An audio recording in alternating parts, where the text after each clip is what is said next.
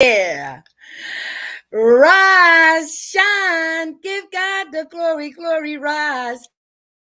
Shine, give God the glory, glory, rise. Shine, give God the glory, glory. Children of the Lord. That's what my mama used to say, getting up her six children every morning for school. But the song goes, rise, shine, give God the glory, glory, rise, shine, give God the glory, glory, rise, shine, give God the glory, glory, soldiers of the Lord. We should give him the honor, the praise, the glory, the hallelujah, the worship, and most importantly, acknowledgement. Why? Because he allowed us to rise this day that we will never, ever, ever, ever, ever see again. And for that, I am so happy and so grateful that we are joining him right now. Hold on one second. Hello, dear. I'm fine. Let me call you right back. I'm doing my podcast. Well, I'm getting ready to get on the plane. If you need to know the address, you should already have an email. But if you don't, just send us an email because I'm about to get on the flight, so I won't have access to give you the address. So that's fine. An email, we'll get it over to you. All right. Well, I'm downtown Atlanta right now, so I'm with you. Awesome. All right, baby. Awesome. I love you. Be safe. All right. Bye-bye. Bye-bye. Love you too. Yeah, so listen, I had to interrupt that call because that is why I'm here today, here in Atlanta, right? And for some reason, this thing want to act up, but I'm not going to let the devil win today, all right? And so what I want to share with you, hold on one second, y'all. Let me get this thing right, okay? I'm not going to let the devil win. Y'all just hold on, all right? Y'all just hold on, okay? All right. And now, don't want you to share, okay? Listen, that's why with a 12 step program, you learn patience. And listen, I told you I'm transparent, I'm authentic, and now I just want to make sure that I have everything that I need.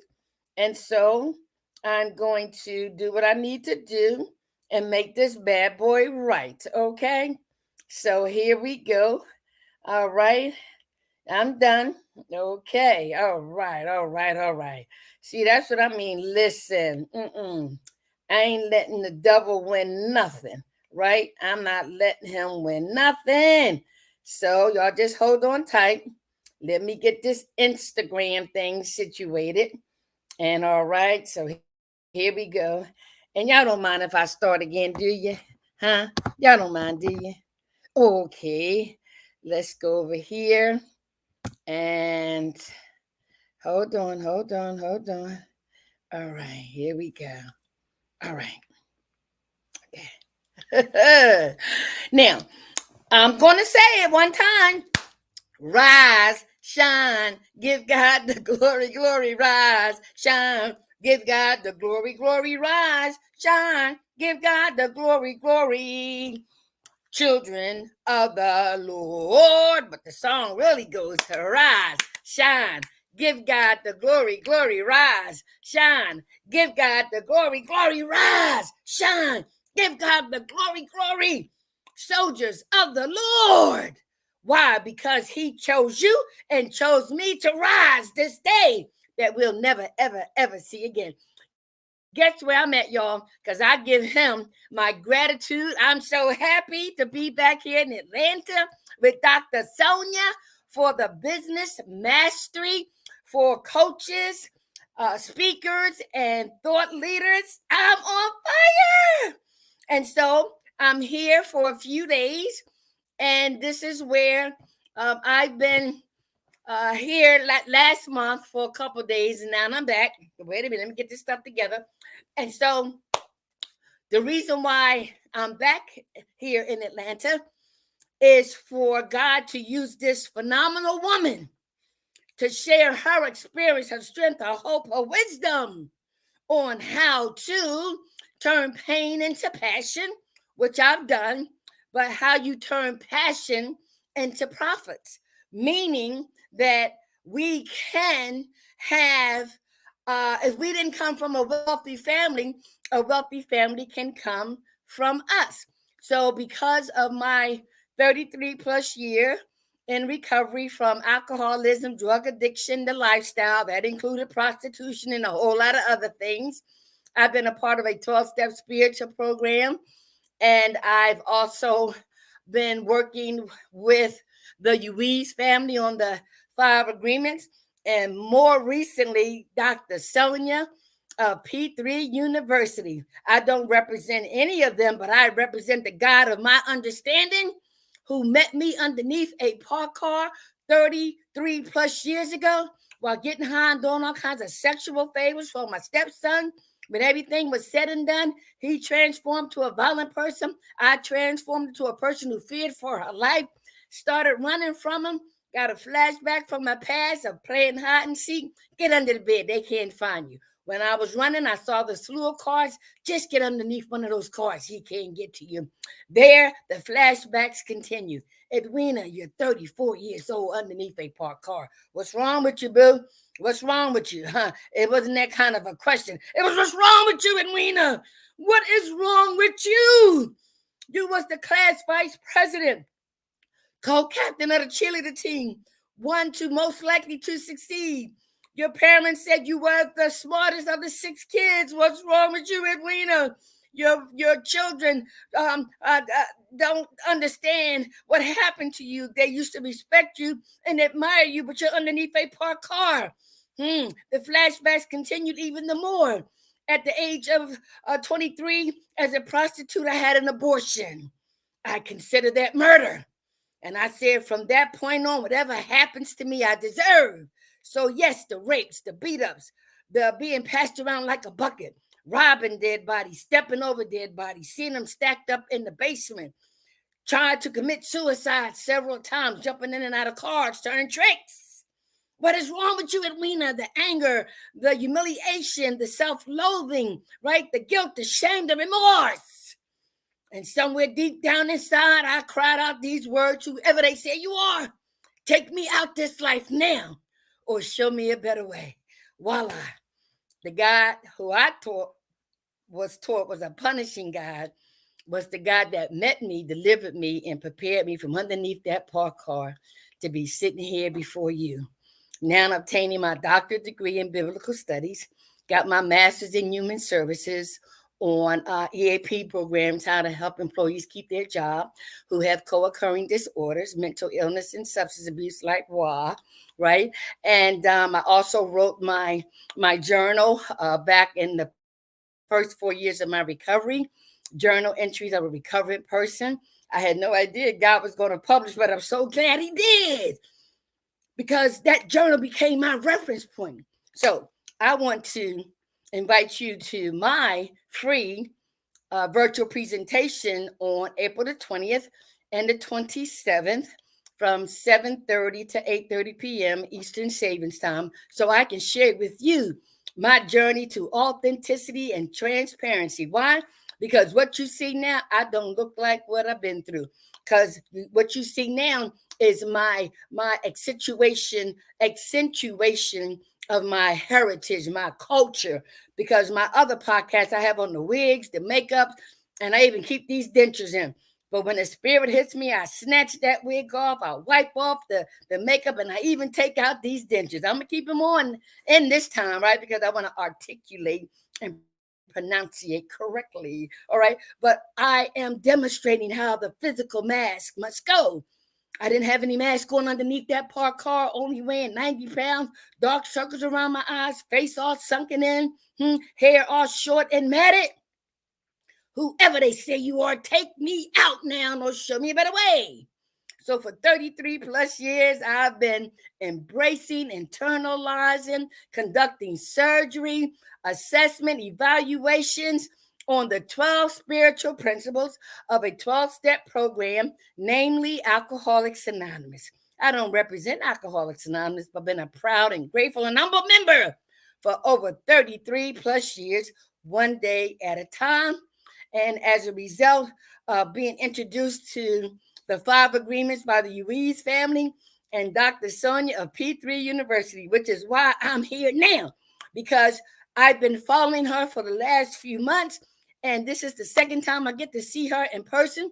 So listen, if you want to know, I'm talking about Dr. Sonja now, and then I get back to my thing, but she's the model right now. She's my mentor right now. And she is the one that God is allowing me to follow because she is giving all of her. When I say all, she is giving all of her to help women identify their passion, which will give them their purpose, but also to gain profits. Mm-hmm. If you didn't come from a wealthy family, let a wealthy family come to you. So that's why I'm here in Atlanta for a few days for the business mastery for coaches, speakers, and thought leaders, right? And so on April the 20th and the 27th, I want to share with you how I've been able to have these spiritual experiences, spiritual awakenings, the spiritual transformations that allowed me to obtain a psychic change in my thinking. And going back in our fourth step inventory in the Ruiz family, saying, going back and see how we were domesticated, where those attitudes, ideas, behaviors, and belief systems was first formulated, how to unlearn what we learned so that we can apply spiritual principles to this earthly journey here on this thing called life. Donald Lawrence says we are not a natural being having a spiritual experience. We are spiritual beings encased in walking this natural experience here on earth called life. So when I apply spiritual principles to all earthly things, I remain joyous, happy, and free, which is why my company name is Free to Hope. From recovery, emerge enlightened / empowered to give hope to others, help others prosper equally. Okay, so in order for you to attend my free virtual presentation, you need to email me at the email address on the screen. And if you can't see, you ain't got your glasses on, it's Edwina, EDWINA ding, ding, ding, at yahoo.com. I'm so glad that God chose me because he know I'm cooking for Cocoa Puffs, but he also know I will serve him. He did for me what no other human being could do. My mother did the best she could by praying for me and 3 other of her children who was addicted at the same time. I happen to be the worst. And so when we have our knee bowing experience, we will confess with our tongues that he is. And I'm so glad I found him by joining a 12-step spiritual fellowship offering spiritual principles to never ever drink again, one day at a time, to learn not to give anything or anybody that much power to tell me, to tell God to kiss my behind. Oh, hell to the no. No, I refuse to be removed where God has placed me because of you, what? No, no, no, boo boo. You ain't got it like that no more. Or better yet, I'm not giving you the power anymore. And that's what we learn here, utilizing these 12 spiritual principles. So you see, I have my passion. You also see that I am fulfilling my purpose and my destiny. Right now, I need to add some profits so that I can leave my family with some wealth while I also recycle the funds to touch more and more and more people one day at a time, and if necessary, one person at a time. Okay, so I'll be back with that message. Right now, we need to go to our topic today. All right. So let me cover up because I ain't trying to give away no freebies. Not no more. I did that cooking for Cocoa Puffs, but I love me today. Can't you tell? I love me today. Yes, I invest in me today. Thank you, Dr. Sonja. She said we give away this and we give away that, but what do we give ourselves? We need to invest in ourselves. And guess what? The adversary, I'm not even going to mention him, but he didn't stop nothing today. Oh, no, the hell he didn't. All right, so let's get to the topic today. All right, so it's the the April the 12th, my perspective on the A.A. Daily Reflections reading entitled Giving Up Sanity. Oh, that should be interesting.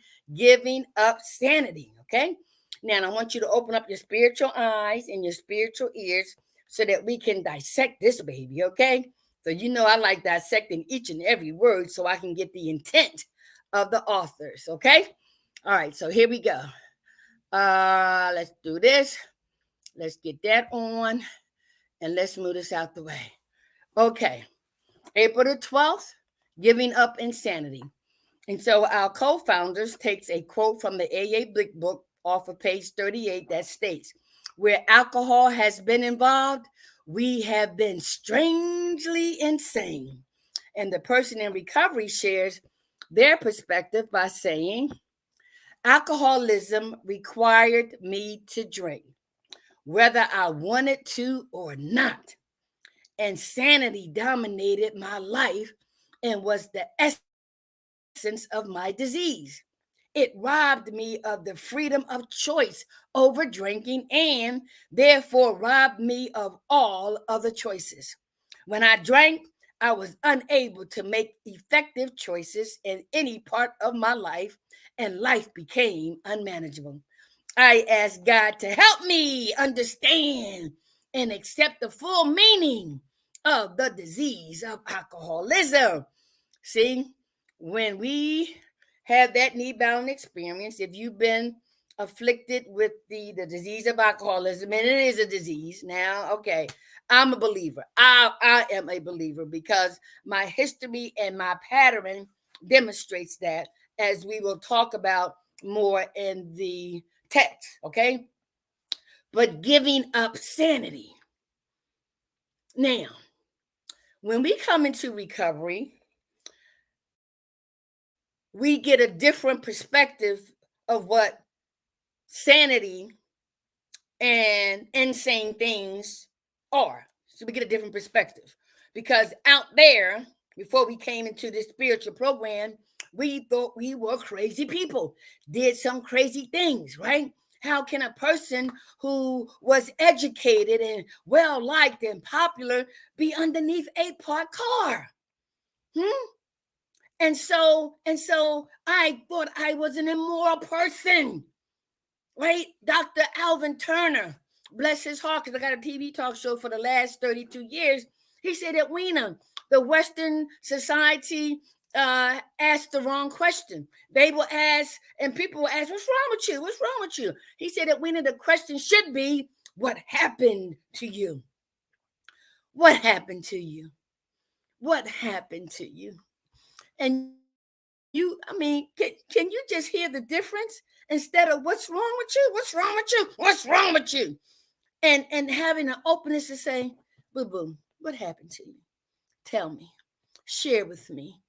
Share with me where you got those attitudes, ideas, behaviors, and that belief system. I want to try to understand what happened to you. I know you're a good person because all of God's children are good, but when society and life on this journey, and the Ruiz brothers family calls it something different, right? We are living in hell, but we can create our heaven here on earth just by identifying, practicing some spiritual principles. One, to be impeccable with our word. Two, don't take anything personally. Three, don't make any assumptions. Four, always do your best. Five, be skeptical, but learn to listen. And so, one of the things that I want to continue to share is what the reading has to say. So, giving up insanity. Now, when we came into recovery, we learned that we were not crazy people. And my mental illness was brought about by the disease of alcoholism that I didn't even know was a disease. I just thought I was a bad person, the scum of the earth. And then because I had that knee bowing experience and I confessed with whoever they say you are, take me out this life, that he put me on a pathway of recovery. Unknowingly to me, it was a spiritual recovery. And that's how I was introduced to the 12-step program of Alcoholics Anonymous within a 12-step fellowship. But it paved the way for me to become the spiritual student who is ready so that more spiritual teachers can appear. And so I love topics like this, giving up sanity. No, we're not crazy, but we did some insane things. Okay, so let's dissect this thing some more. All right, so here it says here, where alcohol has been involved, we have been strangely insane. Now, if you talk to your family members, your friends, or your coworkers, they begin to notice something different about you, different about me. Why are we acting so weird? Why are we smelling that way? Why are our eyes all popped out of our head? Why are we lying, scheming, manipulating, prostituting? Why are we always arguing, anguish, jealousy, envy, all of that? Right? That was exacerbated on during our addiction, right? And the attitudes, ideas, and behaviors that we learned in our childhood only was perpetuated even the more during our addiction. And so when you think about some of the strange, insane things we did concerning alcohol, we always say it's not the alcohol. I believed that at one time too, but I kept drinking and I kept drinking and I kept drinking and I kept drinking. And the more I kept drinking, the more strangely insane things I did and I became. Yes. And so, where alcohol is concerned, but listen, if you identify an area in your life that you are committed to, addicted to, the lost power over. And I'm talking about things that are detrimental to you, your health, your spirit, your family, even to you, and has made your life unmanageable. It could be working, it could be gambling, it could be lusting, it could be, so listen, overeating. The 12 spiritual principles are used in a number of adversities that we as human beings suffer from. The 12 spiritual principles can be applied to any and all things. Yes, because they create a spiritual awakening, a spiritual transformation once we put down that thing, whatever it is, and vow not to pick it up one day at a time, providing we get the help to learn and how not to pick it up. We will be transformed. Our way of thinking will change. But we have to go back into our history first to find out where our God-given natural instincts began to far exceed their purpose, which are known as character defects. Okay, so let's see what the person in recovery shares. Okay, all right. He says, he moves out of the way. All right, he says, alcoholism required me to drink, whether I wanted to or not. Alcoholism, the disease of alcoholism. I can't tell you, and some people can't tell you, when they cross the line from social drinking to addictive drinking, from social using to addictive using. It just wasn't that clear. It was a progression. See, we didn't become alcoholics, drug addicts overnight. Although I was a prostitute way before I picked up a drink or drug. Why? Because that's what I saw in my childhood. That everything was based on conditions, even love. And so once we realize that this thing that we call, that we thought we were the scum of the earth, that something was morally wrong with us, that we were just the scum of the earth. But we found out that we were sick people. But like any other disease, we were sick people. And because of this unique disease of alcoholism, that's baffling, cunning, powerful, and insidious. And if you go to aa.org and read about it, you'll see why. That we find out that we are sick people trying to get well. Okay? So, yes, when I began to drink, I identified my pattern and started with sipping drinks when I was a child, imitating the adults, smoking and drinking. Then I was introduced to marijuana, then speed pills, then snorting coke, and then smoking crack. I only shot up once, downers, uppers. Oh my God, progression. Because we build up a tolerance, but we don't know. Not everybody has the disease of alcoholism. Not everybody has that disease that's specific to, but everybody's addicted to something, okay? And so that's why he said where alcoholism is concerned, we had to drink. It became a necessity rather than a choice. It says here, insanity dominated my life and was the essence of my disease. Insanity. Insanity. Insanity. Huh? Insanity. Right? I like to use the word, it says insanity dominated, right? Dominated my life and was the essence of my disease. Nobody in their right frame of mind would be underneath a parked car 3 o'clock in the morning in the streets of Philadelphia. Nobody in their right mind would place alcohol over their kids, their job, their responsibilities. Not anybody in their right mind. So with the disease of alcoholism, insanity dominated our lives, okay? I ain't got but a few more minutes, okay? So then he goes on to say, wait a minute. Then he goes on to say, right? It robbed me of the freedom of choice over drinking and therefore robbed me of all other choices. Now, you would hear people saying, why don't you just put down the drink? Why don't you just put down the drink? Why don't you just put down the drink? Well, if it was that simple, then we tried to just put down the drink, but that compulsion and that obsession overwhelmed us. And once we put that drink in us, all bets are off. No matter how more we tried to put it off, how we substituted, what? Once you put it in it, that obsession, that compulsion, you had to drink. It ain't no willpower.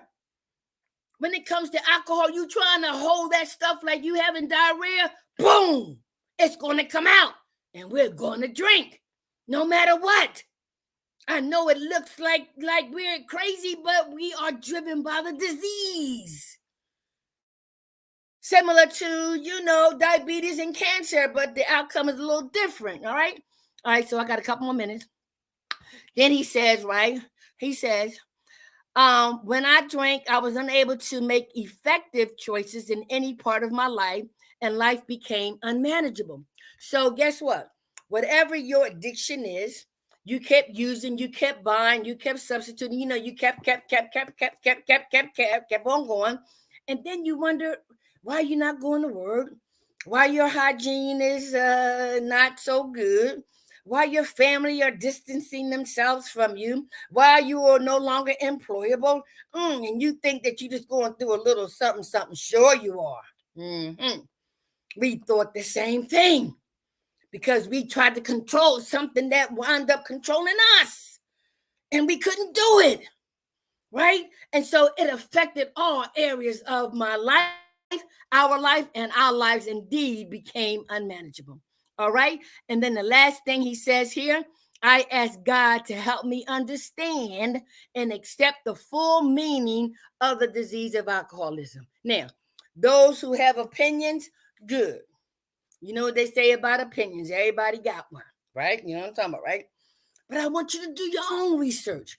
I want you to go back into your own history. They helped me get in touch with my alcoholism by identifying what my pattern was. Yes, I was the great I am, but the great I am put me underneath that parked car, and the great I am could not bring me from underneath that parked car. And that's why you will have your knee-bound experience sooner or later where you will confess with your tongue that he is. I don't care what you call him. Yes. And so through that process, I was able to identify my passion of just not staying sober, but willing to help others who have these co occurring disorders of mental illness and substance abuse. Yes, my purpose has been identified through my pain. Yes, but I can smile about it now because I've been set free from recovery, emerge enlightened, from recovery, emerge empowered to give hope to yourself from others and for you to give hope to other people. That's what we're here for.